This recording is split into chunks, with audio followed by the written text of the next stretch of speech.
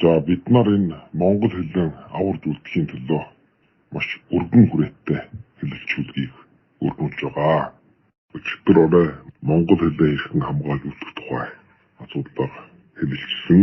За энд холдоо одоо үгжээл болох уу юу? Хэрхэн жийлэх үү? Энэ талаар ярилцсан. За энэ ярилцлага манай С2-нд Айсранд нар бол маш жүжигтэй саналуудыг дэвшүүлж олон талаас нь сайхан тайлбарлаж ярьсан байдаг. Үг жийлэх үү? Аль эсвэл орчуулах уу? Аль эсвэл шинэ үг бүтээх үү? Гэсэн асуудлуудын тааранд ярилцж үг жийлэх нь илүү үр дүнтэй юм байна. Гэхдээ энэ жийлэхний хятадаас биш олон улсын нэр томьёоноос авч хэрэглэе гэдэг энэ саналыг дэмжиж манай энэ эрхэм хоёр анд маань ярьсан гэж миний хувьд ойлгосон. За энэ хүмүүсийн үжил бодолтой миний хувьд ч гэсэн чухал санал нийлж байгаа. Бусад нөхдүүд бас дэмжиж домдор нь өөрийн үжил бодлоо илэрхийлж яасан. Энэ хүмүүсийн хэлсэн эрсэмжлэлийг сонссон сэтгэл санаагаар нэг байсан та бүхэндээ бас баярлж талархаж явдгаа илэрхийлье. За тэгээд өнөөдөр цаг гаргаагаад тусгайлан одоо энэ асуудлын таарнд нэгэн яраа илтгэл хийе гэсэн ийм хүсэлтэй байна. За энэ 2-3 жилийн өмнөөс энэ монгол хэлээ аварж үлдэхийн төлөө ямар арга хэмжээ авах вэ гэж ингэж одоо чухалж холуудыг бичиж нийтэлж байсан. За тэдгээр жохолуудын зарим агуулгын талаар өнөөдөр ярьж тайлбарлая гэсэн ийм бодолтой байна. 2014 оны 2 дугаар сард ярьсан. Ингээд хаваржингаан энэ асуудлын тухай ярьж хэд хэдэн чухал жохолыг холбоо сүлжээ бусад монгол сүлжээнүүд дээр тавьж нийтэлж олон хүн амрагдан оролцож ярьж байсан ийм сэдв юм. 6 чухал бичсэн. Ингээд яг бүтэн сар одоо өөр бараг зүйл ярилж байгаагүй. Ганцхан энэ асуудлаар миний тааранд ингэж ярилцж 6 чухлыг гаргасан. Чухлаар гаргасан тэр 6 чухал жохолыг ярь танилцуулах юм бол тэр 6 өдөр орно. Нэг жохолын нэг өдөр уншина. Тэгээ бас чаг багтахсхий одоо мэдэхгүй. Ийм учраас өнөөдөр бол гол нь ингэж төвлөрж за тэдгээр жохолуудын зарим агуулгын талаар өнөөдөр ярьж тайлбарлая гэсэн ийм бодолтой байна. За зарим нөхдүүд энэ үг жийлэхээс илүү үг бүтээвэл яасан юм бэ? Монгол үгсийн сангаас сонгож хэрэглүүл яасан бэ гэсэн асуудлыг тавьсан байна. Шинэ үг бүтээсэн ч болно. Монгол шинэ үгийг бүтээхэд маш дүгүм юунд жавал бусдад жийлэх вэ гэж. Тэгэхээр өдөр бас манай нэг нөхөр тэгж ярьж ирсэн. Ер нь одоо шинэ үг бүтээе. Хүүхэд төрхтэй жирэг нэр өгдөг. Тэгэхээр хүүхэд төрхтэй жирэг нэр орчуулъя гэдэг үү? Нэр жийлье гэдэг үү? Нэр өгдөг гэж ингэж ярьж ирсэн. Тэгэхээр энэ бол сонсоход бол ер нь маш сайхан сонсголтой. Үнэхээр тийм ч юм уу. Бид нар ерөөсөө шинэ үг жохой, шинэ үг бүтээе ингэж боддог. Гэтэл амьдрал дээр ингэж шинээр гарч ирсэн нэр өгнүүд маш цөөхөн байдаг. Ер нь тэгж жохоож чаддаггүй. Байна уу байна. Тийм өгнүүд их цөөхөн. Тэгээд шинэ гарч ирж байгаа юм сүжигдлүүдийг тэр жохоосон үгээр бас төгс илэрхийлж чадна уу гэдэг бол бас өөр асуудал юм байна. За тэгэхээр энэ бол тийм бодит байдалд төсөөлөд нийцчихгүй. Сонсоход их ажтайхан сонсогдож байгаа ч гэсэн. Одоо жишээлбэл та бүгд шинээр жохоогдож гарч ирсэн амьдрал дээр хэрэглэгдэж байгаа ийм өгнүүдийг жишээ татаа. Тоол хэдий юу байна. За ингээд хуучин одоо социализм үед бичсэн энэ хэл шинжилгээ номнууд дээр юу гэж байдаг вэ гэдэг чинь нэгдүгээр зөрчил настай жирэг дээр шинэ үг бүтээн. Хоёрдугаард нь тэр өөрийн үгсийн сангаас ухаж төхөж гаргаж ирнэ. Энэ үгийг нэрлэхэд манай монгол үгийн санд ямар тохиромжтой үг байна вэ? Гуравдугаар настай жирэг дээр хуучин үгнүүдийг хуучирсан хэллэгүүдийг нутгийн аялгамдыг сэргэнэ гэсэн иймэрхүү зарчмуудыг ер нь ингэж хүмүүжсэн. Энэ манай хэл шинжилгээний сурагчид нь байгаа юм. Хамгийн сүүлэгтэй арга нь бол жээлтнэ гэж жээлнэ гэсэн ийм арга байдаг. Гэтэл бид нар ингэж олон улсын хэлүүдийг ингэж судлаад, сураад, ажиглаад, шинжилээд ингэж байх. Бусад улс төр хэл шинжээчдийн ном чухал өнтрийг уншаад байхад энэ арай жоохон тонгорчсон юм шиг байна. Харин хэлийг устгаж ирэх хамгийн сайн баяжуулж чаддаг нь жээлт харах юм. Хамгийн сайн нэр томьёо орчуулагчид одоо ерөнхийдөө нэр томьёо бараг үйлдвэрлэгчид гэж хэлсэн ч эдгээр хүмүүсүүд ингэж их хэмжээгээр тэгж орчуулж тэр орчуулж байгаагаа болтож ирэх монголоор нэр өгч юм ингэж ойлгож ингэж хийгэрсэн. За энэний хүчинд ямар үр дүн үүссэн бэ гэж ирэх энэ нэр томьёо оновчч чанараа алдсан. Гол утга санаагаа илэрхийлж чадах юм болсон. Эсрэг шидийн одоо нэгдэлгүй нэр томьёод гарч ирсэн. Тэгээд тэр нь бас амьдрал дээр хэрэглэгддэггүй. Дараагийн асуудал нь болтож ирэх хятадаас одоо махчлаа орчуулж байгаа. Энэ нь одоо манай монголчуудын хамгийн сайн одоо хийж гарчсан ийм ажил. За хятадаас орчуулдаг зэрэг ямар байдал үүсвэх гэж зэрэг хятадууд нь устдаж ирэх тэр англи, франц тэр харь хэл дээрээс нь авдаг. Тэгээд хятад хэл рүү орчуулдаг. Тухайн үед дээрхэн үеийн манай өвөр Монголын энэ хэлний талын хүмүүс харь хэлний мэдлэг муутай. Хятад хэлнээс чаашгүй бас дийлэнх болох гэнэ. Цөөхөн тооны хэлтэй хүмүүс мэдэж байсан. Ийм учраас шууд хятад хэлнээс нь орчуул. Тэр тухайн хятадууд нь ямар хэлнээс яаж авсан гэдгийг ерөөсөө мэддэггүй, ойлгодоггүй. Тийм хэлний боловсролч байгаагүй байна. Ингээд 3 дамжид ороод ирэх зэрэг нөгөө хэлний үндсэн утга нь алдчихдаг. Оновчч чанар нь алдчихдаг. Ойлгомж муутай болчихдог. Ингэж одоо бид нарыг ингэж маш төөрөгдөлд орсон. Өөрөөр хэлбэл тийм монгол харанхуй болгосон. Хэл зүтгэхгүй гэдэг хоёр бол нях толгойтой. Хүний сэтгэн бодох үйл ажиллагааг хэлээр очиж илэрхийлэх юм байна. Тийм учраас хэл нь ингэж ойлгомжгүй юмныхаа мөн чанарыг оновчтой илэрхийлж чадах болоод ирэхтэй зэрэг. Хүний сэтгэлгээний юм гажилд орж байгаа. Зөв сайхан оновчтой сайхан сэтгэж чадах юм болдог. За манай нөхдүүдийн бас нэг ярдах зүйл нь юу вэ гэж хэрэг. Хятад хүмүүс ямар сайхан орчуулж байна вэ? Энэ үгийг тэгж оновчтой орчуулсан. Тэр үгийг ингэж орчуулсан. Хятад ингээд орчуулад өөрийн болгоод энэ нэр томьёог аваад хэрэглээд байхад бид нар бас орчуулад өөрийн болгоод аваад бай. Ингэж үгийн санаа баяжуулъя гэж ярьдаг. Гэтэл энэ бодис байдал дээр устдаж иргэн тийм байж чадахгүй. Ягаад гэвэл хятад монгол хоёр хэл бол ялгаатай. Шал өөр хэлнүүд. Хятад хэлээр хийж болдог юм монгол хэлээр хийж болдоггүй юм байна.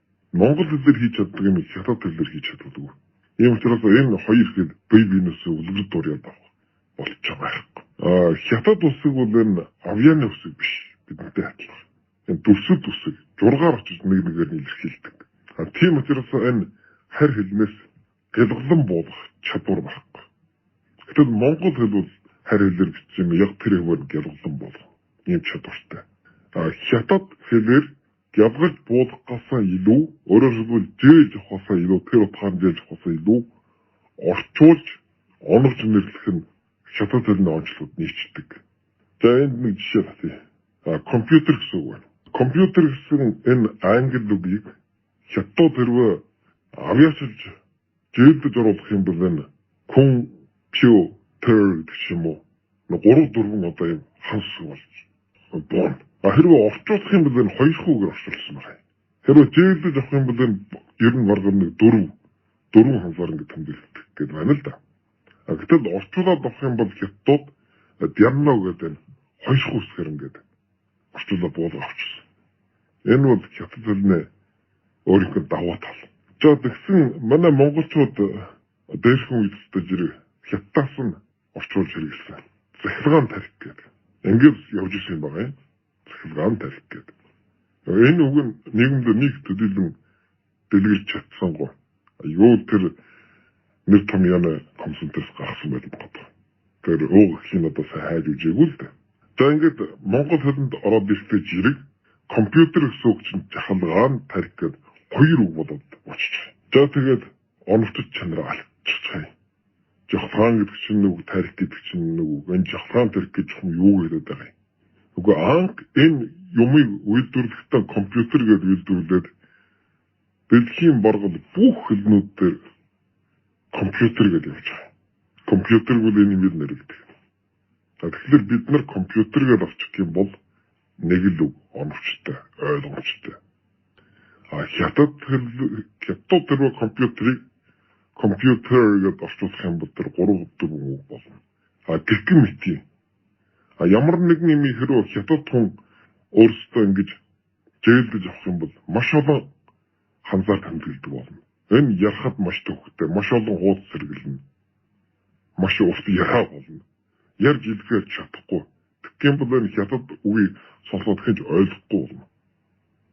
Тийм учраас энэ бид нар хятадаас хэрвээ орчуулах юм бол заавал тэр нэг ханзаар бичсэнгээр нь орчуулдаг байхгүй юу? Одоо тэр дяннаг өвтгөж ирэн дэн гэдэг нөгөө ноо гэдэг нөгөө ингэж хоёр үгээр монгол хэл рүү буулгах ажил гардаг. Ахил компьютер бол биш бол компьютер нь орол ирч байгаа юм л да. Энэ дээр одоо ерөөсөн маш том алдаа гарсан байна. Тэгээ энэ бол манай өнгөрсөн хагас зууны туршид манай хэлний талынхаа хийж ирсэн. Ийм одоо варгал тийм нэгэн өстой жинхэнэ нөгөө нүгэл гэдэг шиг ийм нүгэлт ажиллагаа. Энэ манай энэ өвөр Монголын хэлийг ингэж одоо ойлгомжгүй байдалтай. Маш одоо тийм төвхтэй хэл ороосон. Ийм хэл болгож ороосон юм байна. Тэгээд энэ манай өвөр Монгол хүмүүсийн ярьж байгаа хэлж байгаа зүйл нь ойлгохгүй. Уншсан юм бичсэн юм уншаад ойлгохгүй. Тэр нэр томьёо гэдэг нь нэгдсэн юм байхгүй. Тэр хятад хэлнээс орчроод тэгээд махчлаад тэгээд 9 шидээр орчуулсан бүгнүүдийн чуглуулах. Зүгээр энэ өдөр тусмын энэ эдсэн уусан наацсан тоглосон амьдрал ухаан өгнүүдийн ярвал бүгдөө ойлгох шин. Гэтэл нэг жоохон энэ эрдэм шинжилгээний шинжилгээ ухааны өгүүлэл бичдэг яар тайлбарлах юм бол тэдгээр хүмүүсийн хэлж ярьж байгаа зүйл ойлгомжгүй. Маш ойлгомжтой болчихсон байна.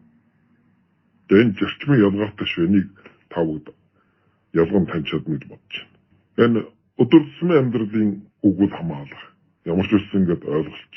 Гэтэл эрдэм шинжилгээний зүйл албан бичиг иймэрхүү юм найруулж бичих юм бол тэр ойлгомжгүй бол явчих байгаа. Тэгээ энэ улстай зэрэг тэр хятадаас орчуулж авснаа ийм одоо болог гэж хэлж болно. Нэгэн алдаа юм. За нөгөө талаас манай нөхдүүд бас олон дахин ярьж байна. Хэрвээ хятадаас орчуулж авах юм бол бид хятад сэтгэхүйтэй боллоо гэж. За энэ бас чүү. Тийм хятад талаас орчуулж авч явах учраас манай Монгол үгийн бүтэц, үгийн сан тийм хятад онцлогтой. Өчнөө монголоор байсан ч мөн тэр аргаар сэтгэдэг ийм одоо сэтгэхгүй хэд найрлагын хувьд ч гэсэн ийм хятад байдалтай болж хятадчлж байгаа. Ийм үйл үүсэж байгаа. Энэ үл бодсон юм. За энэ мэт энэ хятадаас орчуулах болвол ер нь манай энэ монгол хэлэнд маш ашиггүй, маш хортой үр дагавар авч ирсэн. Энийг удаа жир манай хөрс хүмүүсүүд ярьж байгаа, ойлгож байгаа. За хоёрдугаар нь юу вэ гэдэг жир тэр үндэснээ онцлогтой үг гэж байдаг. Зөвхөн тухайн үндэстэн бүтээсэн зүйл. Өөр харь үндэстэн бүтээгөөгүй. Харь үндэстний хэлээр илэрхийлж чаддаггүй. Ийм үг байна. Энийг удаа жир яг тухайн үндэснээс зээлдэж авах. Жишээлбэл хятад хэл дотор байдаг. Бидний амьдрал дээр одоо хэрэглэгдэж байдаг. Жаньяу цуу гэдэг ч юм уу. Тэгээ ийм өгнүүд устай зэрэг монгол хэлээр илэрхийлж чадахгүй. За бусад олон улсын нэр томьёон дээрс байдаг. Ийм учраас ийм маш цөөхөн тооны энэ тухайн үндэстний хэв шинжтэй. Зөвхөн тухайн үндэстэн үүдэн бүтээсэн, нэр өгсөн ийм чөөвөр юмнуудыг бид нар тухайн үндэснээс нь авч хэрэглэнэ. За дараагийн сэдв рүү оръё. За энэ үг зээлэх тухай асуудал. Тэгэхээр энэ үгийг яаж зээлэх вэ? Хаанаас зээлэх вэ? Хэр олон зээлэх вэ? За энэтэй холбогдолтой бол хоёр одоо асуудал байдаг.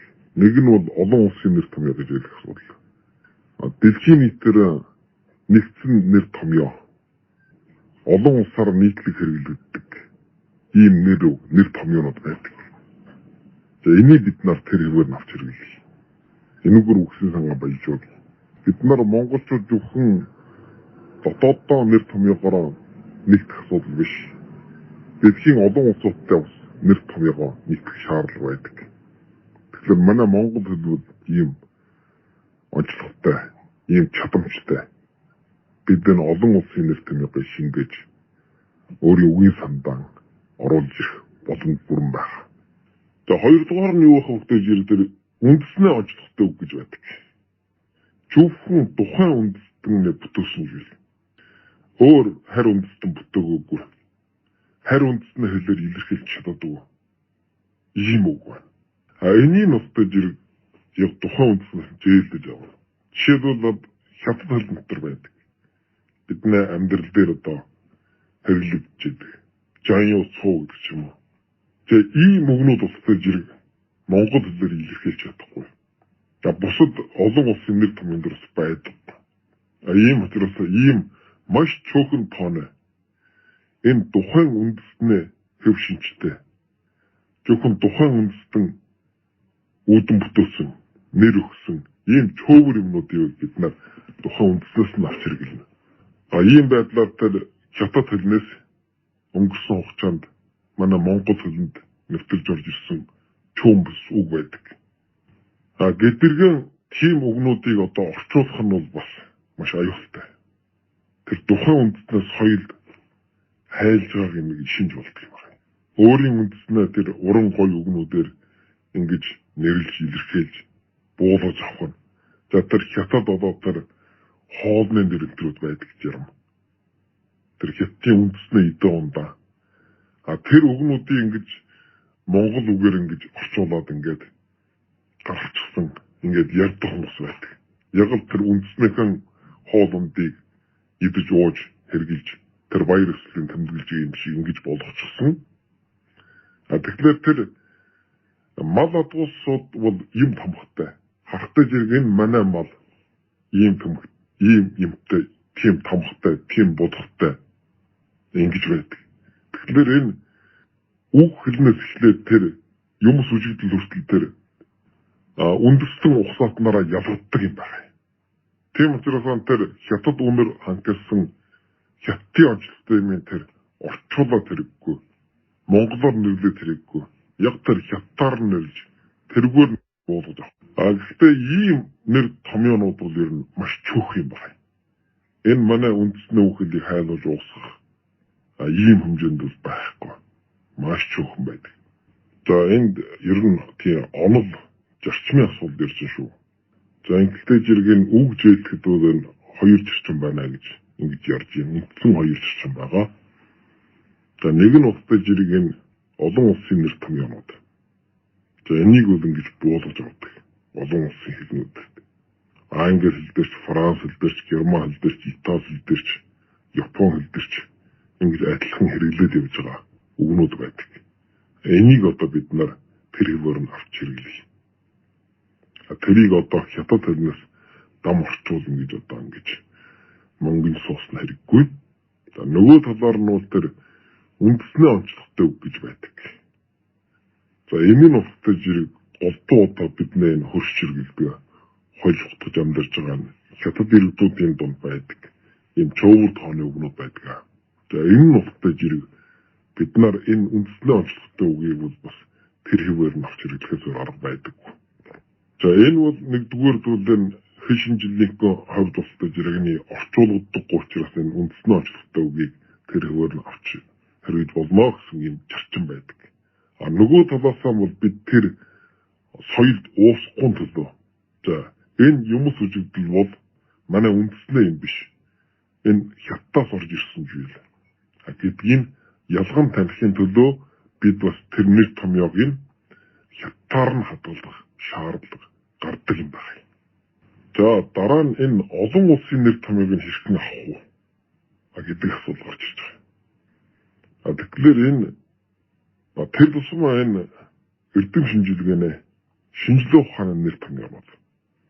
За ангаах ухааны нэр томьёо бүхэлдээ химийн, физикийн шинжилгээ ухааны салбаруудын техникийн, машин техникийн нэр томьёонууд.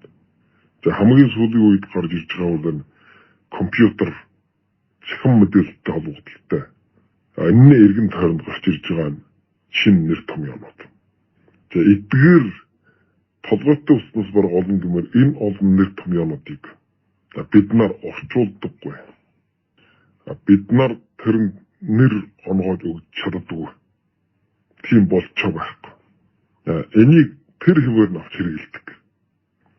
Тэгжээж тухайн хэлээр бичигдсэн ном жохол, тухайн хэлээр сэтгэж ярьж хийж байгаа ихтгэл тэр олон улсын төвшөнд хүрдэг.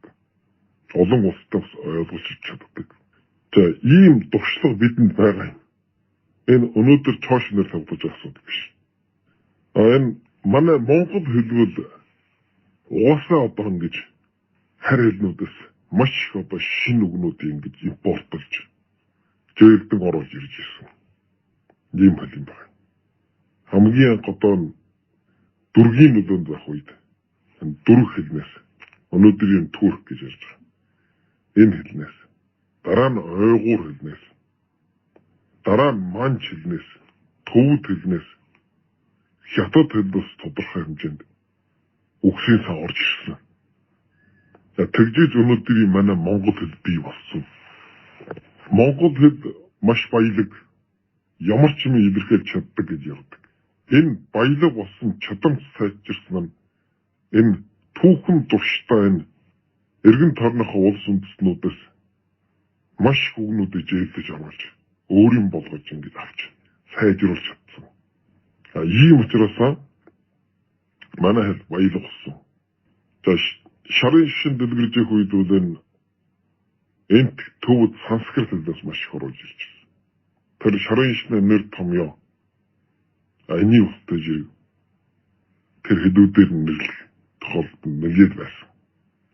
Гэхдээ тэр тухайн үед бас нэр томьёо орчуулах ийм зөвлөлүүдийг гаргаад энэ ганжууруудыг орчуулж ирсэн. Энэнийхээ өмнө устай жирэг тусгай тэр нэр томьёоны орчуулгын ажлуудыг хийж ирсэн явдалч байгаа. Гэхдээ өнөөдөр хүртэл бидний амьдрал дээр энэ төвд санскрит нэр томьёонууд маш уламжил болж үлдсэн. Энэ бас манай хэлийг баяжуулсан байна. За ийм байдлаар манай Эрдэмтэн Оолсбаатар багшийн тал бичигд бол 2000 гаруй орж ирсэн байдаг. Энэ түүхэн турштай ингэж ер нь гарал үүссэн их тодорхой байгаа. Манай Монгол үгийн сангаас баяжуулсан ийм үгнүүд 2000 гаруй байна гэж түүхэн үгнүүд. Харин шинэ үед орчин үеийн улс болж бүрдсэн дараа оруулж ирсэн нэр томьёо 6000 байна гэж байна. Монгол улсад. Тэгж байж бид нар энэ монголоор бичиж илэрхийлэх чадвартай болсон. Би одоо монгол улсын ярьж байна. Монгол улсад энэ монгол хэл дээр ангаах ухааны ном бичдэг. Шинжлэх ухааны техник мэргэжлийн ном зохиолыг бичдэг, ярьдаг, тайлбарладаг. Компьютерийн ном зохиол бичдэг, ярьдаг, тайлбарладаг, хоорондоо ойлгуулдаг чадвартай болсон. Тэгэхээр монголчууд монголоор ярьдаг. Монголчууд хятад үг бараг хол ярьдаггүй. Тэгээ энэ бол энэ гаднаас энэ нэр томьёогийг оруулж ирснээр ач холбогдол юм байна. Гэхдээ энэ бас нэг зарчмын бас нэг ялгаа байна. Энэ голдуу энэ шинжлэх ухааны нэр томьёо нэрлэхэд энэ зөөлдөг үе хэрэглэнэ. Тэрнээс биш өдөр тутмын яран тэр зөөлдөг үгүүдийг устдал хэрэглэхгүй. Өдөр тутмын бид нар ойлгож энэ төвшөнд бол тэр ямар нэгэн харь үгжээлгүйсэн бид нар хоорондоо ойлгож болдог. За мөн одоо энэ уран зохиол, утга зохиол, шүлэг найргалд бид нар харь үг хэрэглэдэггүй. Бид нар зөөлдөг үг хэрэглэхгүй ч гэсэн бид үндснийхэн энэ үгийн сангаар монгол үг, монголсон үгээр бид нар тэр яруу тансаг хэллэгтэй уран зохиол, яруу найргийн ном зохиолуудыг тойрогч иддэг. Харин гэдэргэн энэ уран зохиол шүлэг найргалд харь гаралтай үгнүүд ороод ирэх юм бол тэр хэлэн сонслонтой сайхан байдаггүй. Энэ монгол хүний сэтгэлийг илэрхийлж чаддаг. Тэгэхээр бид нар юунд аль хүрэнд ямар хүрээ өвчөнд жирлүү үе оруулж ирэх үү гэдэг нь бас ялгаа байдаг юм байна. Ялгаа байдаг. Тэр жирлүү өгнүүдийн эсэргүүцдэг хүн байдаг. Өвөр Монгол биш. Монгол улсад бас байдаг. Тэдгээр хүмүүс яагаад гэж эсэргүүцж байна гэдэг зэрэг тэр голдуу хэл шинжиллийн Монгол хэлний чиглэлийн хүмүүс байдаг. Чухалчд, яруу найрагчд. Эдгээр хүмүүс харь гаралтай хүн дурахгүй. Яагаад гэвэл зэрэг тэр уран зохиол бичгэд, яруу найраг бичгэд жийлүү хэрэггүй байдаг байхгүй юу? Шаардлага байхгүй. Тэр үндснийхээ үгээр илэрхийлж болдог. Гэтэл шинжилгээ ухааны ном зохиол тойрох. Тэр ангаах ухаан, эмлэг, тэр техниктэй холбоотой зүйлүүдээр энүүгээр судалгааны ажил хийдэг, бичдэг. Ийм хүмүүс бол энэ тэр харь гаралтай үгнүүдийг тэр олон улсын нэр томьёог бүр жайлшгүй хэрэгэлдэг. Тийм нэр томьёолыг хэрвээ оруулж ирж хэрэглэхгүй юм бол энэ бид нар утга санаагаа илэрхийлж чадахгүй. Шинжилгээ ухааны зохиолтод тойрож чадахгүй болдог. Энэ зөвхөн манай монголчуудад тулгамдсан асуудал биш. Бүх дэлхийгээрээ юм байна. Франц адилхан, Германч адилхан, Японч адилхан, Солонгос адилхан. За дараагийн асуудал нь бид нар чухам аль хэлнээс оруулах уу гэдэг асуудал.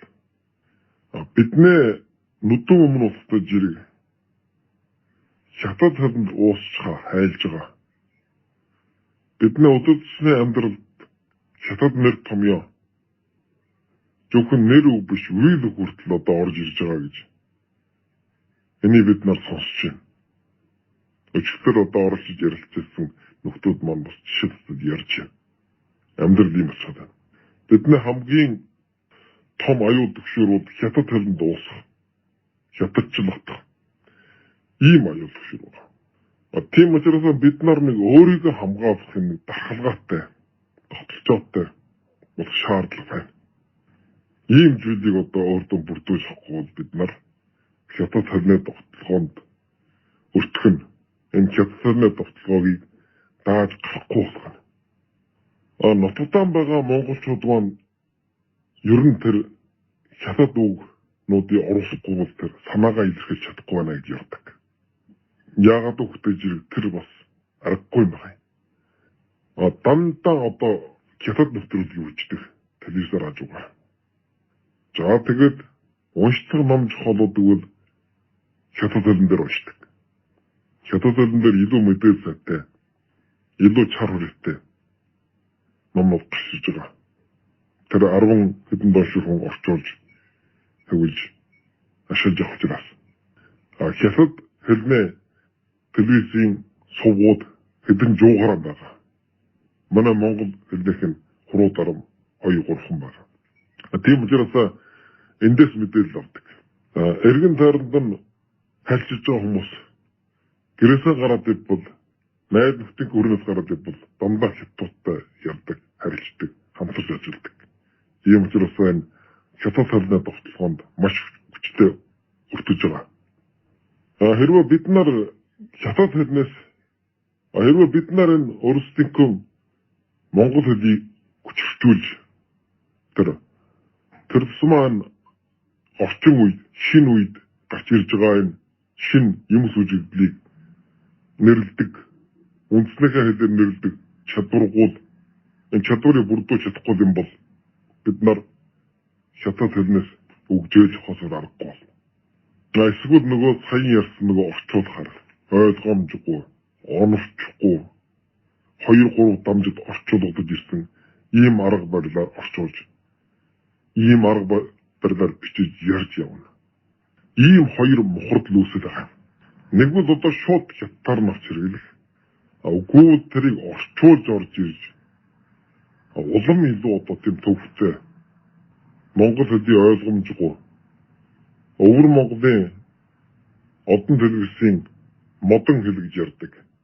Тийм одоо модон хэл болох шаардлагатай байна. Ийм учраас бид нар энэ хятад хэлэнд уусахгүй өөртөө юм хан цагаан харин босгохын төлөө бид нар олон улсын нэр томьёог хэрэглэе гэдэг энэ санаачлагыг гаргаж байгаа юм.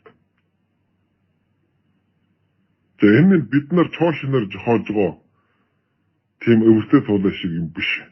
Энэ олон улсын туршлага байна. За дэлхийн нийтийн явахгүй болчих. Монгол улсын шиг байна. Монгол улс маань тусаар 100 жил болж байна. Энэ 100 жилийн хугацаанд Орос хэлээр дамжиж орж ирсэн тэр олон улсын нэр томьёог хэрэглэж ирсэн. Тэр Монгол улсад хэрэглэж байгаа нэр томьёонууд Орос гаралтай ч үгүй. Олон улсын нэр томьёонууд нь олон байдаг. Харин орж ирэхдээ шууд Оросоор дамжиж орж ирж ирсэн. Социализмын үед. 90-ад оноос хойш заавал Орос биш. Англи хэлнээс бусад гадаад хэлнүүдээс ийм байдлаар тэр олон улсын нэр томьёонууд орж ирж байгаа. Ийм байдлаар энэ манай Монгол улс өөрөө одоо Монгол хэлээр дархлаатай болгож шинжил сайжруулж чадсан. Ийм учраас Монгол хэл маань хүмүүсийн эрэлт хэрэгцээг хангахад яваад чадчихэв. Хэрвээ энэ өөрийнх нь үндэсний хэл эрэлт хэрэгцээг хангаж чадахгүй, үжил бодлоо илэрхийлж чадахгүй, шинжил ухаанаа зохиолсод тариулж чадахгүй бол харь хэлэн дуустдаг, харь хэлийг авч хэрэгэлдэг. Ийм үжиглэл үүсэн. Ийм учраас өөрөө оршин тогтно гэвэл заавал энэ үүлдэр сайжруулах хэрэгтэй. Цус сүлэх хэрэгтэй. Хэл гэдэг бол тийм үхмэл юм биш. Амьд юм. Байнга одоо сайжирч шинчлэгдэж сайжирж ирсэн. Ийм түүхтэй байдаг. Тэр зүүн манай Монгол хэл. Хэрвээ энэ хэлийг амжилтын хүчин олохгүй юм бол энэ хэл мөхнө. Хүмүүсийн эрэлт хэрэгцээг хангаж чадах юм болох нь шүү дээ. Хэл гэдэг маань эцсийн бүлэгдэл тийм харилцааны баг зэрэгсэл. Хэрвээ тухайн үндэсний үг хэлнэх нь үгсийн сан нэрүү хомсдолтой тухайн хэрэг бол юм жиглээ хэрвээ илэрхийлж чадахгүй юм бол энэ хэлээр голхоос өрөөр байхгүй. Үг хэлж ярахаас өрөөр байхгүй. Хайр сурахаас өрөөр байхгүй. Ийм байдал ус. Ийм учраас бид Монгол хэлээ авч үлдээл гэвэл Монгол хэлэнд цус хэлэх хэрэгтэй. Үүдрийг сайжруулах хэрэгтэй. Бидэнд ийм өнгөрсөн алтан туршлага байна. Турк хэлнээс, ойгуур хэлнээс, манж хэлнээс, санскрит хэлнээс, төвд хэлнээс, хятад хэлнээс бид үг авч хэрэглэж ирсэн. Өнөөдөр бид олон улсын нэр томьёогоор бид энэ өвөр Монгол хэрэглэж байгаа Монгол хэлийг сайжруулъя. За өнгөрсөн одоо 60-70 жилийн турш зөвхөн одоо энэ хятад орчинд зөвхөн хятадын хөмөрсөн тоон дотор зөвхөн хятад хэлээр дамжуулж бид нэр томьёог авч ирж хэрэгэлсэн. Энэ маань Монгол хэлэнд өвөр Монголын Монгол хэлэнд маш ортой үр дагавар явж ирсэн. Өнөөдөр бид энэ ганцхан хятад гэдэг энэ бүрхэл авч яад олон улсын нэр томьёог хэрэглэе. Ингэж хүчсэлдэг. Энэ бол манай Монгол хэлний орш ирээдүйн юм л да. Энэ шинжлэх ухааны бүтээлнтэй тойрогдгоо судалгааны ажил хийдэг үү? Мэргэжлийн бус хүмүүс бол мэдээж энэ үгийг ойлгохгүй. Бид нар Монгол хэлээр болж хэдэн зуун жил, хэдэн мянган жил яриад ирсэн. Өнөөдөр ч гэсэн бид нар Монгол хэлээр ярьж ийн ойлголцож ийн гэж. Гэтэл хэл маань зөвхөн бид нарын энэ өдөр тутмын ярьдаг энэ хэмжээнд хязгаарлагддаггүй. Энэгээр ч асар том чухал бүтээл тойрогдох судалгааны ажил хийдэг том салбар шинжилгээ ухаанууд байна. Энэ бүх салбаруудад хэрэглэгддэг. Тийм учраас ингэж ойлгох хэрэгтэй. За ингээд энэ юун дээр уцаж иргэн манай одоо WeChat-ийн бүлэг энтер дээр хүмүүс надаас асуудаг. Энэ үгийг яаж орчуулах вэ гэж. Нэг хятад үг авчир тавьчихад энэний монголоор юу гэж орчуулах вэ гэж надаас асуудаг юм л да. Тэгэхээр би тэр хүмүүсд юу гэж хэлдэг вэ гэж зэрэг энийг орчуулах биш. Энэ юмыг монголоор юу гэж нэрлэдэг юм бэ гэж асууж байна. Англи бихэд удаалсан. Би тэгээд дараа нь монголоор юу гэж нэрлэдэг хэлж өгсөн. Тэгээ би яаж тэрийг монголоор юу гэж нэрлэдэг мэддэг вэ гэж зэрэг би Монгол улсад юу гэж нэрлэдэг би үздэг байхгүй юу. Би шууд интернетээс цол бичнээс гаргаад энэ юмс үжиглэж чинь хятадаас орчуулах биш. Монгол улсад 50 жилийн Өмнө 100 жилийн өмнөөс бүр энэ чинь ингэж нэрлээд ирсэн юм байна. 20-30 жилийн өмнөөс. Тийм учраас энэ чинь манай монгол хэлэн дотор нэгт байдаг үг байна. Энэнд монгол нар угаасаа байсан байна. Ингээд би тэр нэрийн тэр хүнд хэлж өгдөг. Энэ монголоор ингэж нэрлэдэг юм байна. Энэ орчуулах биш. За бидэнд нэг буруу сэтгэлгээ тогтсон байдаг. Тэр нь бүр одоо аав ээж, өвөө өмгийн үеэс, багш нарын үеэс, багшийн үеэс. Бидний өдөр тутмын амьдрал дээр шин юмс үжигдэл асар их бий болдог. Эдгээр юмын нэр нь одоо дандаа өнгөрсөн хугацаанд дандаа хятад дүнжиж орж ирдэг. Ганцхан юм хятад дүнс байдаг. Манай өвөр монголчуудад. Тэгэхээр тэр орж ирсэн шин юмс үжигдлүүдийн нэрсийг хятад хэлнээс нь орчуулдаг. Ингээд юм нэг шин юмс үжигдлээ хятадаас орчуулах ийм сэтгэлгээ бий болсон. Гэтэл энэ юмс үжигдлүүд нь Монгол улсад аль хэдийн ороод ирчихсэн. Тэнд аль хэдийн Монгол нэртэй болчихсон. Ийм юм байдаг. За ийм учраас бол хамгийн одоо амархан асуудал нь бид нар өнөөдөр тийм орчуулгын одоо нэг томьёо консумтер гэж ажиллаулаад бол ямар ч хэрэг байхгүй. Шууд тэр Монгол улсад яаж хэрэглэж гин үү? Тэрийг аваад хэрэглэх ёстой. Энийн устай зэрэг нь сургуулиудаа хичээлийн ном бичигт оруулаад жаадаг байх ёстой. Телевиз хараад угаараа ярьдаг байх ёстой. Энэ үе чадвараараа харилцан одоо ингээд сурчдаг байх ёстой. Ийм байдлаар бид ингээд хялбархан оруулаад ирнэ. Нэгдүгээр ингэж маш хялбархан оруулж ирнэ. Гэхдээ манай Монголын нэг хэсэг тусгаарлагдсан гол болсон Монгол улс маань аль хэдийн ингээд хэрэглээ төвшөөд ирсэн байна. Нэгэн бид нарт хэрэглээд ирсэн бол. За энэ бол хэрвээ Монгол улсад бас одоо энэ юм сүжиглийн орчуулаагүй, зөөлдөж аваагүй. Тэнд бас одоо яаж хэрэглэхээ мэдэхгүй. Эсвэл тэнд дээрээс огт байхгүй. Ийм бол гоод ирнэ. Тэгэхээр бид нар энэ юмын устдаж хайж үчих хэрэгтэй байна. Интернетээс хайж үчих хэрэгтэй. Политикээс хайж үчих хэрэгтэй.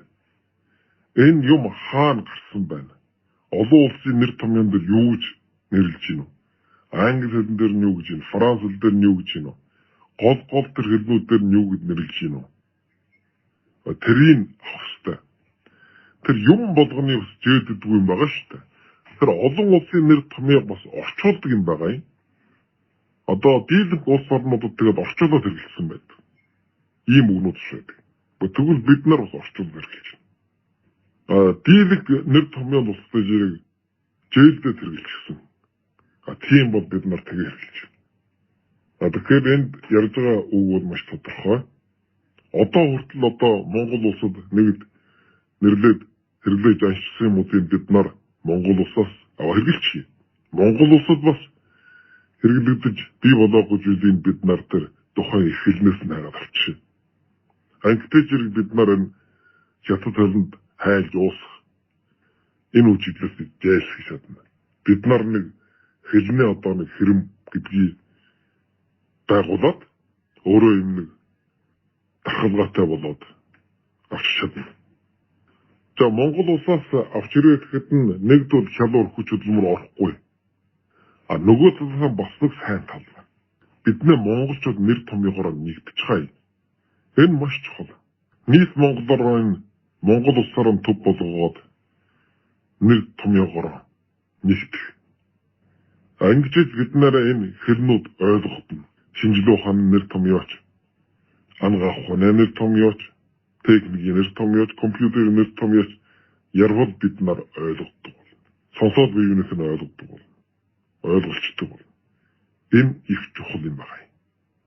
Ийм олон талын ач холбогдлуудыг судалж үзээд бид нар нэр томьёог Монгол улсаас оруулж ирэх ёстой юм байна. Харин бид нар энд одоо орчуулах биш юм байна. Ингэж ойлгох хэрэгтэй. Энэ нутагт зэрэг олон ач холбогдолтой юм байна. Нэгдүгээр бид нар тэр юм сүжиглээ оногтой нэрлэж чаддаг болно. Монгол үгийн сан маань баяжин Монгол улстай нэр томьёогоор нэгдэн хятад хэлэнд хайлахаас зайлсхийж чадна. бас өөр одоо ямар ач холбогдол байдаг юм. Ийм байдлаар маш олон ач холбогдолтой байна.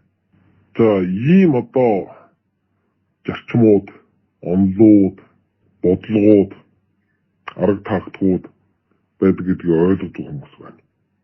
За тэдгээр хүмүүс юу хийж ирэх гэж чаана нэр томьёогийг одоо орчуулах, нэрлэх ийм бүлэг байгуулаад ажиллаж байгаа. Энэ нь сайн үр дүнд хүрэхгүй юм байна. Миний сая хэлсэн шиг эдгээр хүмүүсийн хэлний төвшин хятад хэлийг сайн мэддэг, монгол хэлийг сайн мэддэг. Тэд нар бас л хятадаас намайг орчуулад байгаа юм. Оногд нэрлэж ийн гэдэл нөгөө монгол хэлний үгийн санд байдаг нөгөө хэдэн үгэн аваад л зүүнтэй барамтаа нийлүүлээд ингээд тавиад байгаа юм. Нэг нөхөр ингэж хэлсэн.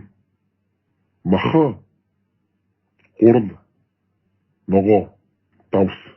За энэ хэдээр ус гэж энэ 3-4 төрлийн зүйлээр буусаж хийдэг, хуушурч хийдэг, баншиж хийдэг.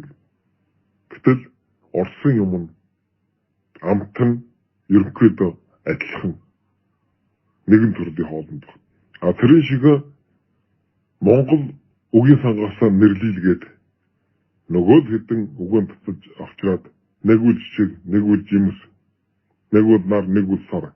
Энэ хэдэн үгэн холбоод л нэг юмыг одоо нэр өгөх ингээд улираад байдаг. Энэ нэгэн бүлэгдээ Монгол үгийг хомсолд оруулж байгаа юм. Энэ шинэ үгээр баяжуулах хэрэгтэй юм байна. Тэр гаднаас ингэж шинэ үг авдаг, тусаан сэлгдэг.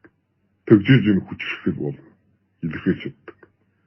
Харин тэгээд өөрсдийнхөө үгийн сангаар нэрлэнэ гэдэл нөгөө нэг хэдэн үгэн татаж гаргаад өмнө хань жалгаад эвлүүлээд байдаг бол тэр л мах гурал давс хурвар тэр хэдэн төрлийн хоол хийдэг.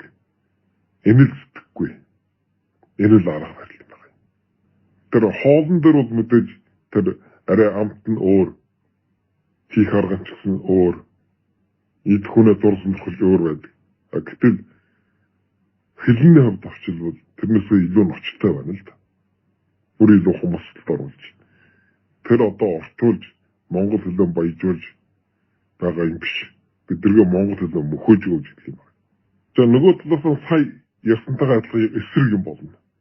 Бид нар Монгол улсаас тэр нэр томьёогыг авчираад 10 монголоор нэр томьёорын хувьд нэгдээ гэж ингэж байхад тэдгээр хүмүүс тэнд харин шинээр нэр томьёо жохоогоод Монгол улсын хүмүүс ойлгодгоо. Өвөр Монгол улсын хүмүүс нь бас тэрийг хүлээж авч чаддаггүй. Ийм юмыг одоо өдөр шинэгүй ярилдаад тэгээд орчуулаад байгаа юм. Одоо тэд нар тэрийг орчуулж юм эсэлж гинөө, нэрлэж юм эсэлж гинөө, мөн чанар нь ямар ч ялгаа байхгүй. Тийм л одоо нэг юм гарч ирнэ. Угаасаа тэгж гарч ирсээр байсан байхгүй юу? Энийг бид нар өнгөрсөн хугацаанд дуршлууд харуулдаг юм. За энэ өвөр Монголын одон телевиз орчуулна. Өвөр Монголын нэр томьёоныг орчуулна.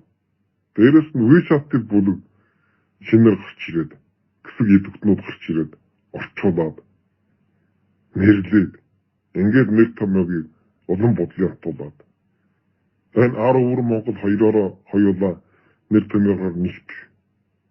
Энэ их үйлсэд саад дотор очруулаад одоо шинэ нэг өвөр Монголын монгол хэл гэдэг хэлийг бий болгох гээд хүчин зүтгэл гаргаад ингээд байгаа юм. За энэ нэр томьёонуудыг гадаадаас тэгж одоо өчнөө их нэр томьёонууд оруулаад ирэхтэй жирийг бид нар сурч чадахгүй, ойлгож чадахгүй гэж одоо хүмүүс санал гомдол гаргадаг юм. Тэгэхээр тэрийг сурах хэрэгтэй байгаа юм. Тэр хэлийг сурж болно, эзэмшиж болно. Тэр юм сурах хэмжээгээр хүнээ тарих сайж ирдэг, ойлгох том сайж ирдэг, оюун ухаан нэгдэг. Бид нар хятад хэлийг бүр хараалтай ерөөстэй хамаг мууцсан ингээд хамт шимээд ингээд сурч чадчихна. Гэхдээ зэрэг нэг Монгол улсаар дамжаад орж ирж байгаа нэг хэдэн нэр томьёонуудын ингээд чэйлэгч болохгүй юу байсан юм. Энд нэг хэдэн цаг гаргаад, хэдэн өдөр гаргаад, хэдэн сар суугаад ингээд чэйжлээд эзэмшээд авч яагаад болохгүй юм. Тэгээ Монгол хүмүүс тарих сайтай хэлний чадвар сайтай гэж ярьдаг. Тэг гэртэй байгаа. За энэ Япон хэл ямар байна вэ гэж ирэх нь Япон өөрийнхөө тэр хятад амнаж орж ирсэн тэр хятад одоо канжиг сурна. Бүр эртний бичлэгээр байдаг. Энийг сурна. Дээрээс нь катакана, хирагана гэсэн хоёр цагаан толгой сурна. За дээрээс нь устдаж ирэх тэр хятад канжуудын хятад дуудлага гэж байна. Япон дуудлага гэж байна. Нэг үгийг хоёр янзаар дуу. Энэ хоёр янзын дуудлагыг бүгдийг ажиллана. Дараа нь тэр катаканагаар тэмдэглэж орж ирж байгаа харь үгүүдийг чийжилнэ. Ингэж орж ирсэн харь үг 6000 байна. Катаканагаар бичсэн. Юу нь ойлгохгүй. Энэний бүгдийг шийдэл тогтоож ойлгодог болно. Ингэж одоо бүтэн сэтгэл гаргадаг. Ингээд энийг Япончууд устдаж ирэх баг сургууль дуустал ирсэн гадаад хэл сурдаггүй байсан. Зөвхөн одоо Япон хэлнийхээ ханзыг, Япон хэлний хятад дуудлага, Япон дуудлага, катаканагаар тэмдэглэсэн үгнүүдийг утдаг. Энэ бүгдийг одоо сурч ажилладаг байсан. Одоо энэ 2020 онд Япон улсад энэ Олимпийн тэмцээн болох гэж байгаа. Тэгээ энд журуулаад энэ баг сургуулиас бас энэ 3 дугаар орсон байх. Андуурагуул англи хэлний гişэл оруулах болж байна. Ингэж одоо үндснийхээ үг хэлийг ингэж сурж эзэмшдэг ийм ард том. Япончуудаас маш олон хүмүүс Нобелийн шагнал авсан.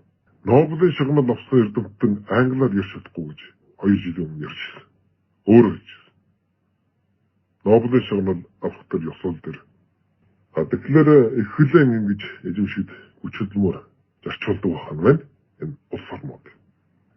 Тэгээд энэ Японоор бол тэр ямар ч юм сүжиглийг одоо илэрхийлж чадж байгаа юм. Тэр өөрийн үндэснийх нь одоо Япон хэл үг байна. Дээр нь хятад хонцыг тэр чихэр нь одоо оруулаад аваа хэрэгжилчихсэн. Дээр нь өөрсдийн жохосон хятад хонц сүлж байна.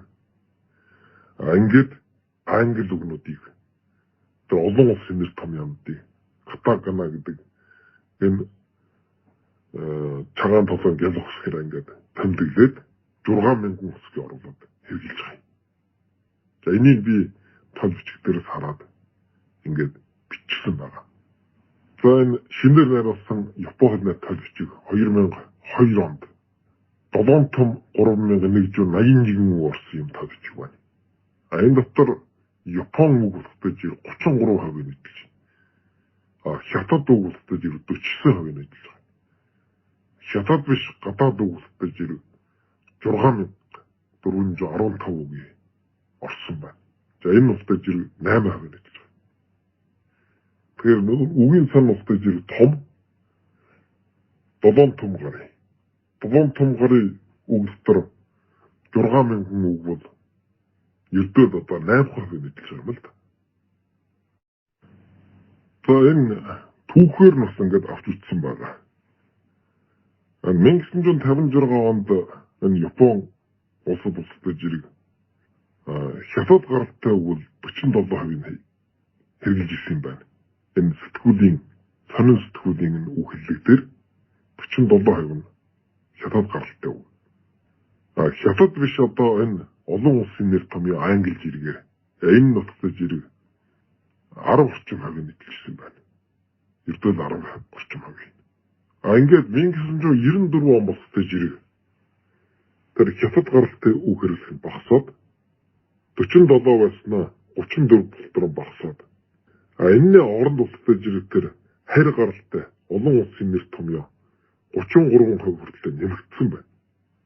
Тэгээ энэ юугийг харуулж ийм хөтөж зэрэг дэлхийн нийтээр энэ олон улсын нэр томьёог хэрэглэх хандлага эрчимтэй нэмэгдэж гэсэн үг. Манай өвөр Монголд ийм монгол хэл бас хэрвээ ингэж чадахгүй юм бол энэ мөхсөн хэл рүү орно.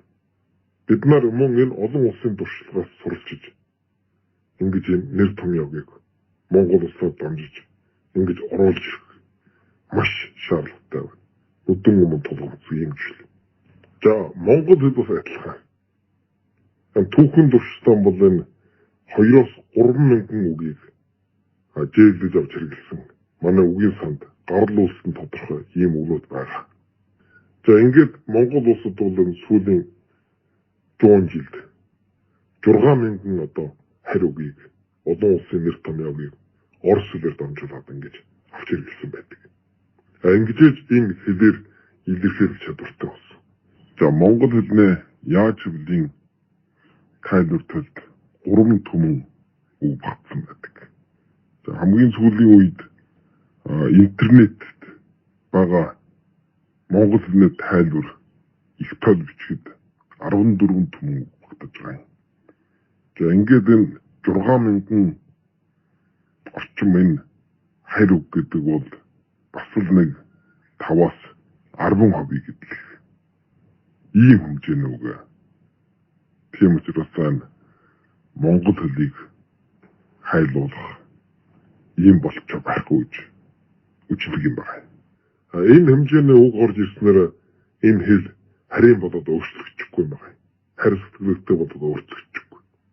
Ягаад гэвэл энэ бүгд одоо нэр томьёонууд, нэр үгнүүд байдаг. Тэр тусмаа энэ нэр томьёо, нэр үгнүүд нь бидний өдөр тутмын амьдрал бас зүйлийг хэрэглэгддэг. Утгач хол яруу найрагдаж гардаггүй. Зөвхөн тэр мэрэгжлийн хүрээнд л хэрэглэгддэг. Ийм байна. За ямар хэл одоо оршин тогтоох чадвартай байна вэ? Дэлхийн хамгийн том хэл нь юу? Энэ гарчаа байхгүй одоо англи хэл болж байна. Тэгэхээр англи хэл бол оршин тогтоох чадвартай дэлхийн хэл.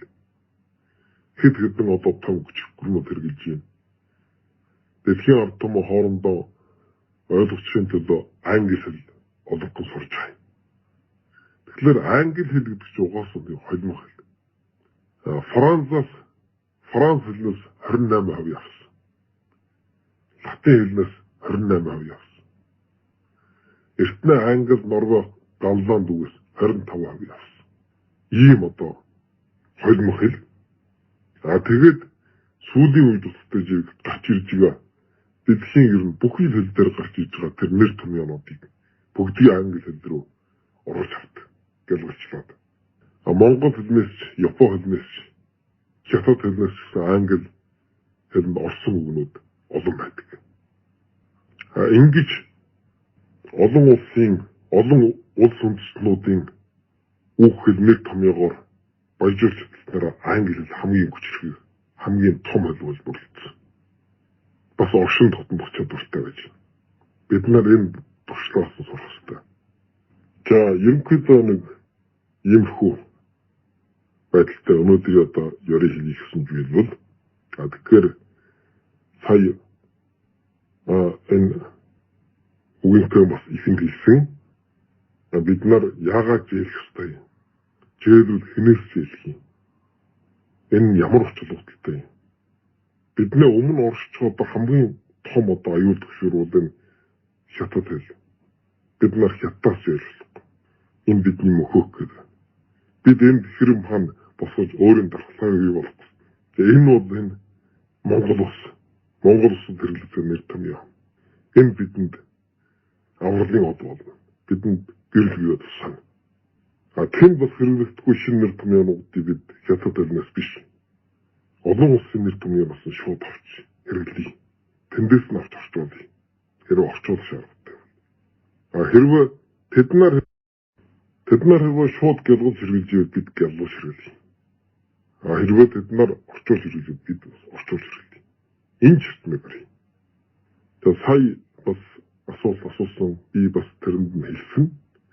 Энэ шинэ үг бүтээнэ гэдэг бол их төвхтэй асуудал. Одоо хүртэлх нь амьдралын туршлагаас авч ирэх юм бол манай энэ монгол хэл бол хэдэн мянган жилийн туршид бүрлүүд тогтсон хэл үгсийн сан. Гэтэл энэ сүүлийн үеүүдэд бидний үг хэлэнд хэдэн шинэ үг нэмэгдэв. Хэдэн шинэ үг жохоод бүтэв. Энийг та нар харах. Тэгэхээр энэ бусад улс үндэстнүүд ч гэсэн адилхан. Энэ шинэ үгийг жохоох бүтэх гэдэг бол маш бэрхтэй. Байна уу гэд байна жохоож байгаа. Гэтэ энэ чөөхөн тог ээжлдэг. Энэ бодит байдал нийцэхгүй. Энэ жээлбийн эсрэг одоо шинэ үг бүтээ. Шинэ үг жохоо. Үгсийн сангаас ухад дөхий хуучин үхэллэг сэргээ идэг. Энэ бол ярахад сайхан сонсоход уянгатай ч гэсэн амьдрал дээр хэрэгжиж чаддаггүй. Тэр юм сүжигдэл маш ондороо бий болж байна. Ядад тэр ангаах ухаан нэр томьёо өмнөдтэй холбоотой үгүүдийг та нар алийг Монгол хэлээр нэрлэх. Тэр оновчч нар бүгд олдсон шүү дээ. Бүгд өөр өөр ингэсэн нэртэй. Тэр нэрнүүд нь хоорондоо нэлээд төстэй. Хэрвээ тэрийг бид нар буруу журуу орчуулах юм бол бүр илүү том асуудал үүснэ. Тарайгаа ч гэсэн одоо зөв болж уучаад гохож утгах төрнө. Энэ шиг тэр бусад юм сүжиглүүд ч гэсэн ялгаа байхгүй. Тэр өөр өөр их нь онсон нэрээр нэрлэх хэрэгтэй. Ийм үлгэрүүд байдаг шүү дээ. За энэ 60 нөхдүүд устдаж иргэн нэр томьёогыг зээлж оруулах Монгол улсаас Монгол улсад хэрэгжилж байгаа нэр томьёо нэр үгүүдийг ингэж оруулж ирэх асуудлыг үл биелэгчвэл хий хоосон уриалуулсан гэж ингэж яар тайлбарлаж бас ийм асуулт асуусан байдаг юм байна. Тэгэхээр энэ үл тийм хий хоосон уриалуулсан биш ээ. Бид нар ч ингэ хэрэгжилж байгаа юм. Шинэ би ч гэсэн хэрэгжилж юм. Олон хүмүүс ингэ шууд Монгол улсаас тэр нэр томьёог нь аваад хэрэгжилж байгаа. Манай телевиз хөвөл мөдөд байгаа хүмүүс гэсэн хэрэгжилж байгаа хүмүүс олон байна. Одоо тол бичиг найруулгатаа бас авч хэрэгжилж байгаа үжиглүүд бас байна. Гэхдээ одоо 100% одоо хангалттай гажир аваагүй байна. Тодорхой хэмжээнд л үр нөлөө ихсчихэд байгаа. Манай өвөр монголчууд тэр тогоод Монгол улсын нөхцөлийг их үжигдэж шүү дээ. Одоо тэр тогоогийн сүүлийн хураана гэсэн яриа гарч ирсэн хураасаас хиймдэггүй. Ямар ч үсэн хэдэн жил үтсэн байгаа. Ингээд тэр нэр томьёоны хавьд монголчуудтай маш их нэгдэж байгаа. Тэр амьдрал дээр хэрэглэдэг үгнүүдийг одоо ер нь одоо их одоо халахчиж байгаа шүү дээ. Энэ бол одоо маш сайн үжигдэл. Энэ тийм бүтэлшгүй биелэгдэшгүй явдал биш. Энд чинь 1990 оноос хойш ер нь биелэл болоод тодорхой одоо шат ахчихсан амжилт төрчихсөн ийм жил. Зөвхөн өнөөдөр бид нар энэ ярьж байгаа нь бол жоохон оноод ёсынхын хувьд ингэж тодорхойлж ярьж байна. Тэр олон улсын нэр томьёогийн хэрэглэн гэж их зүгээр юм байна шүү дээ. Дараа нь ингэж англи хэл сурахад их тус болно. Японд сурахад их тус болно. Бид нар энэ одоо бид нарын хэрэглээд байгаа телевиз радио энэ чинь тэр 40-50 онд Монгол улсаас орж ирсэн юм байгаа шүү дээ. Энэ өвөр Монгол энэ өөрөнд сорон болоод дараа нь орчин үеийн сургуулиуд бий болоод энэ сурах бичгийг хэрэглэх үедээ бүгдийг нь Монгол улсаас оруулж ирсэн. Тэр үед энэ Орос шатны харьцаа сайн байсан учраас энэ манай өвөр монголчууд бүгдийг одоо тэр Монгол улсаас авч хэрэглэсэн. Одоо бид нар энэ тэр хим физик тооны хичээлүүд энтергээ тэн дээр байгаа тэр нэр үгүүдийг та нар санаж байгаа үстэй. Бүгд тэр одоо олон улсын гэл гараа байгаа шүү дээ. Энэ чинь тэр үед хийгдсэн зүйл. Тэгээ тэрний дараа устдаж ирэх тэр Орос хятадын харилцаа муутаад Монгол улстай өвөр монголчууд харилцах юм болсон. Тэндээс хойш тэр шинээр найруулсан сурах бичиг энтер болдог гэж нэр томьёо тэр нөгөө маш ойлгомжтой болсон. Хятадаас орчуулж хэрэглэдэг болсон. Тэрнээс өмнөх тэр сурах бичгүүд бол бүгд энэ манай Монгол улсаас орж ирсэн юм байдаг. Тэрний хөрс суурин дээр манай өвөр Монголын орчин үеийн үхэл нэр томьёо бий болсон. За энэ гадаадд энэ төр ирээд ингээд хүмүүстэй ярилцах гэж бид нар тэрийг англи үгийг мэдгүй ч гэсэн бид нар монголоор мэдэж утгах юм. Хятад хүмүүс мэддэггүй шүү дээ.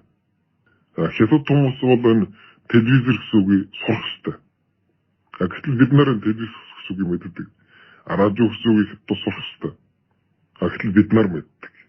Энэ ийм их даваалтай байдгийг. Цаашдаа энэ англи хэл сурахтаж, япон хэл сурахтаж, бусад том олон улсын хэлүүдийг сурахтаж их тус болдог. Тэгэхээр тэр Монгол улсад яаж хэрэгжилж гинэ? Тэр хөвөр авч хэрэгэл. Тэр Монгол улсад бас хэрэглэгдэхгүй байгаа. Ийм шин юмуудын одоо тэр олон улсын нэр дээр орчуулж хэрэглэсэн байна уу? Гялгаж хэрэглэсэн байна уу? Тэрүүгээр наав гэж ингэж ярьж штэ. Хэрвээ та бүгдийн хийж байгаа ажил хэрвээ энэ зөрчмөр явж байгаа юм бол сайн. Танад баяр хүргэмээр байна. Тэгээд би энийг ганцаараа яриад байгаа юм шиг. Өвөр Монголын мэддэг, чаддаг, ярддаг, хэрэгжүүлдэг хүмүүс маш олон байна. Зөвхөн тэр олон мянган хүмүүсийн дотор байгаа нэгэн бүрэлдэхүүн хэсэг байхгүй юу? Тэрний нэг жижиг хэсэг. За, ингээд анхаарал татсанд их баярлалаа.